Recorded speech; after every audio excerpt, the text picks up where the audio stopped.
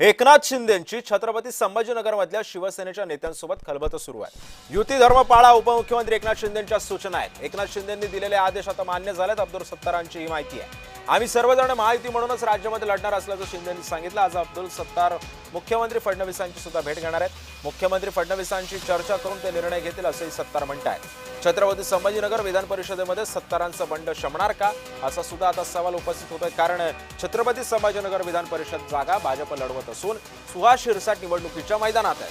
मात्र शिवसेना आमदार अब्दुल सत्तारांच्या मुलाला समीर सत्तारांनी बंडखोरी करत उमेदवारी अर्ज दाखल त्यांनी केलेला होता। त्याच पार्श्वभूमीवर ठाण्यामध्ये एकनाथ शिंदे आणि संभाजीनगरमधील शिवसेनेचे अनेक आमदार आणि खासदारांसोबत एक बैठक सुद्धा पार पडली।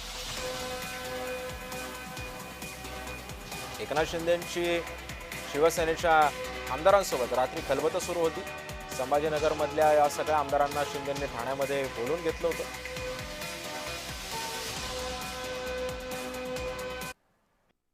बँकेचं इलेक्शन आहे, जिल्हा मध्यवर्ती बँकेचं, त्यासाठी ते सगळे लोक आले होते, आमदार खासदार मंत्री, चर्चा झाली आणि एकत्र युतीने लढायचं ठरलं।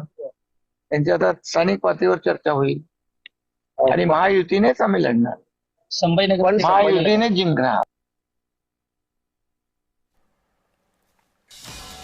अब्दुल सत्तार मुख्यमंत्री फडणवीसांची सुद्धा आज ते भेट घेतील। त्यामुळे सत्तारांचं बंड शमणार का हे सुद्धा पाहणं महत्त्वाचं ठरणार आहे।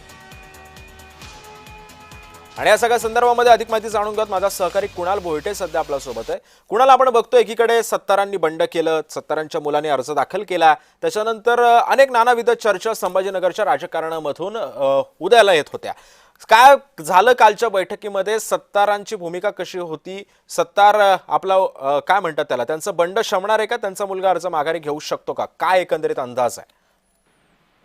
सिद्धेश अगदी बरोबर आहे, कारण छत्रपती संभाजीनगरच्या विधान परिषदेच्या जागेवरून अनेक चर्चा ज्या आहेत राजकीय वर्तुळामध्ये रंगताना पाहायला मिळत आहेत। कारण एकीकडे महायुती म्हणून सगळीकडे लढणार आणि 17च्या 17 जागा ह्या महायुती जिंकणार अशा प्रकारची विश्वास जो आहे तो उपमुख्यमंत्री एकनाथ शिंदे असतील किंवा मुख्यमंत्री असतील यांच्या माध्यमातून व्यक्त करताना दिसून येत आहेत। मात्र सत्तारांचं याच बंडाबाबत काल 3.5 तास बैठक जी आहे ती ठाण्यामधल्या एका अज्ञातस्थळी झालेली आहे आणि या संदर्भात उपमुख्यमंत्री एकनाथ शिंदे यांना विचारलं असता त्यांनी सांगितलेलं आहे की छत्रपती संभाजीनगरच्या मध्यवर्ती बँकेची एक निवडणूक आहे, या संदर्भात बैठक झाली होती। ज्यावेळेस आम्ही विचारलं की सत्तारांच्या बंडाबाबत काय, तर त्यावेळेस त्यांनी सांगितलेलं आहे की आज मुख्यमंत्र्यांसोबत देखील बैठक होणार आहे आणि या सगळ्या संदर्भात आजच काय तो तोडगा निघणार आहे। 4 तारीख अजून बाकी आहे अर्ज मागे घेण्याची, त्यामुळे 4 तारखेला सर्व महायुतीचे उमेदवार जे आहेत ते बिनविरोध निवडून येतील